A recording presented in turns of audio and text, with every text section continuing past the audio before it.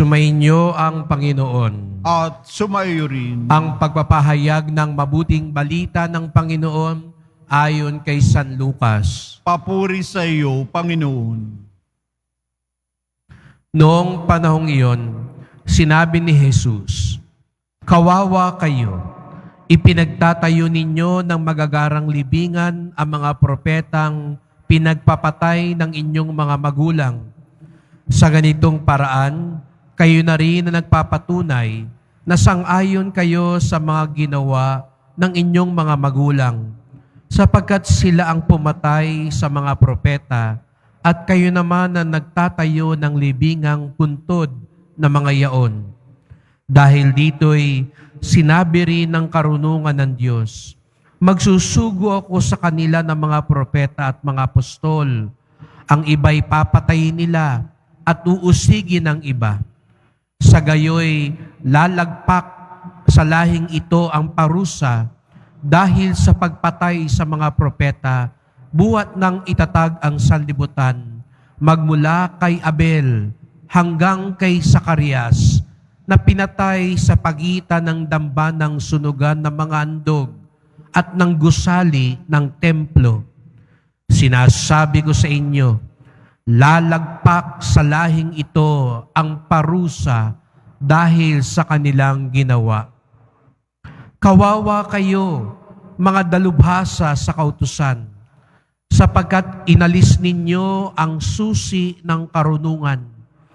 Ayaw na ninyong magsipasok, hinahadlangan pa ninyo ang mga nagnanais pumasok. At umalis si Jesus sa bahay na iyon. Mula noon, tinulugsa na siya ng mga eskriba at ng mga pariseyo at pinagtatanong tungkol sa maraming bagay upang masilo siya sa kanyang pananalita.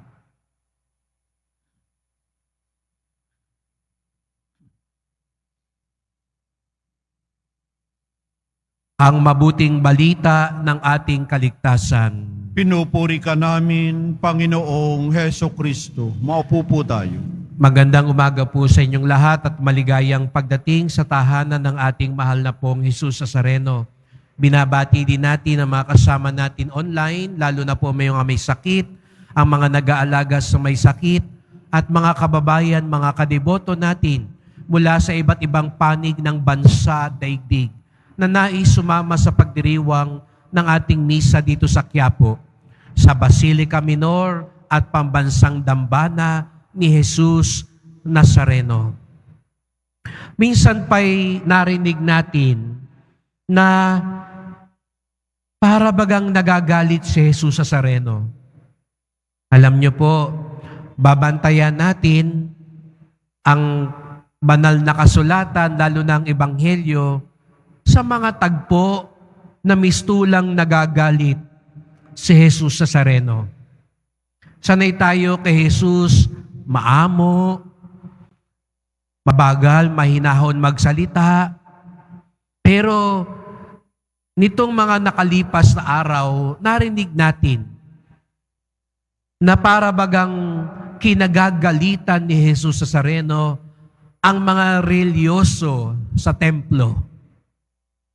Lalo na ang mga eskriba at mga pariseyo. Sabi ko, bantayan natin sapagkat baka mas nangungusap sa atin ang mga sinasabi ni Jesus Nazareno.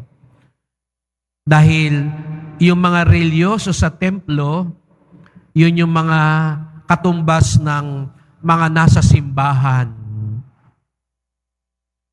Pero gaya rin ng sabi ko, siguro nga tunog galit, mukhang galit si Jesus Nazareno, pero sa kanyang puso, nag-uumapaw pa rin ang awa at habag. Di ba mga magulang?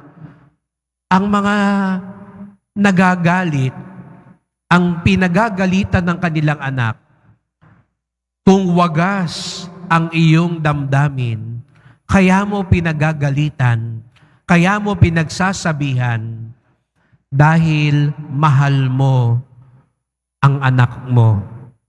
Kung hindi mo na sila pinagagalitan, hindi mo na sila pinaalalahanan, hindi mo na sila winawasto,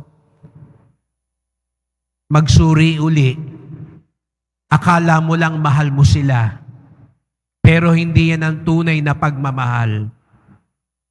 Kung kinukonsente mo na lang sila, hinahayaan mo na lang para hindi sumama ang loob sa'yo, para wala na lang gulo, hindi po yan tunay na pagmamahal. Sapagkat ang tunay na pagmamahal, hinahango mo patungo sa kaligtasan ang iyong minamahal. Kaya nga sa unang pagbasa, sinabi ni San Pablo, lahat tayo makasalanan. Lahat tayo dapat ng parusahan.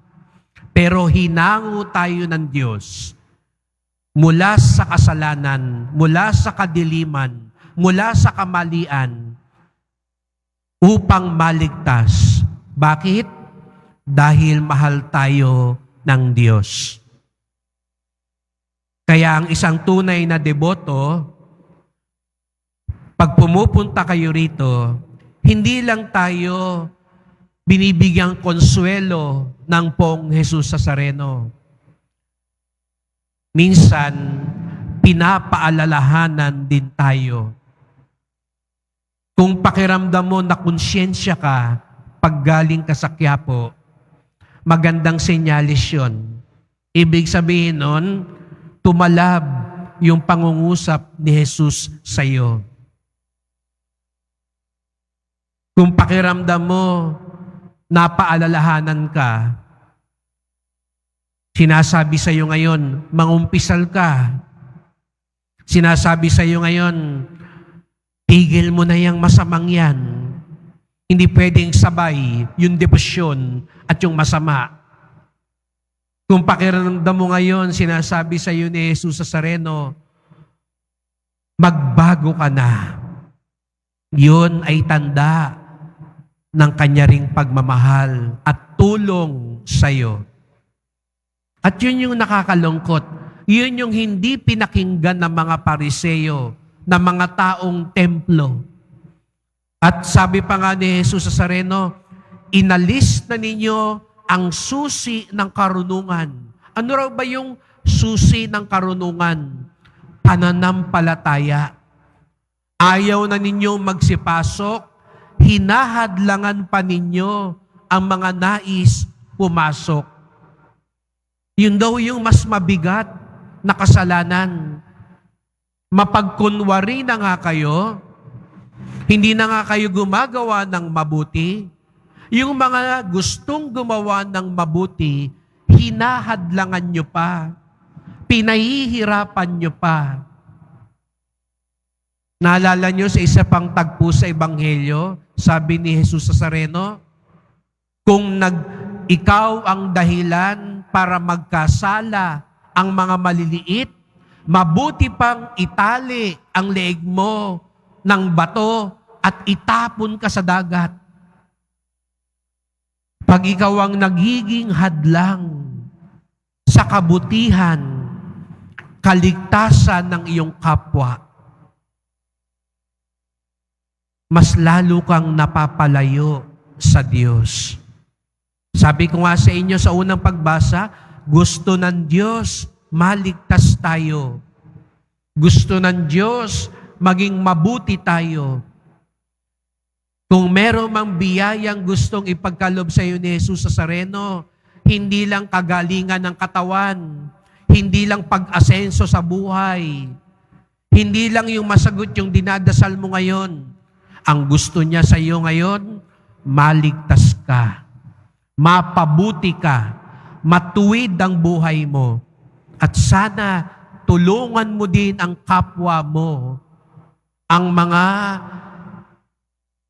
kasama natin na matanggap at maranasan ng awa at kaligtasan ni Jesus Nazareno. Di ba ho? Mas malaking dagok yun. Gusto mo magbago, tapos yung nakapaligid sa'yo, Pinahihirapan ka pang magbago. Gusto mo nang tigil yung bisyong yan? Tinutulungan ka ba? Tumutulong ka ba sa mga taong gusto nang magbago? O tayo pa yung unang diskumpiyado sa kanila? Tayo pa yung unang nagtutulak sa kanila? Gusto na ngang huminto sa pag-inom, ikaw pa nag-aayang uminom. Gusto na ngang mag-aral, ikaw pa yung nag-aayang magbulakbol. Ayaw na nga makipagchismisan, ikaw pa ang tutulak. Yung ayaw sumama, sila pa yung pinahihirapan natin. Hilingin natin sa mahal na pong Jesus Nazareno na maramdaman natin ang kanyang awa, lalo na sa pagwawasto, pagtatama, at maging kasangkapan din tayo ng mga kapwa natin at mga kapatid natin na mapalapit sa Kanya. Huwag tayong hadlang, maging tulay tayo sa pagbabago at kabutihan. Sa pagpapatuloy ng misang ito, pagdasal natin, humingi tayo ng tawad sa mga pagkakataong naging hadlang tayo sa ating kapwa.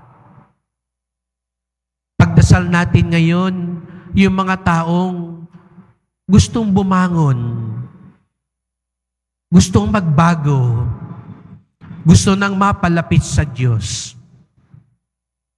At sana tayo ang isugo ni Jesus Nazareno upang makatulong sa mga taong ito.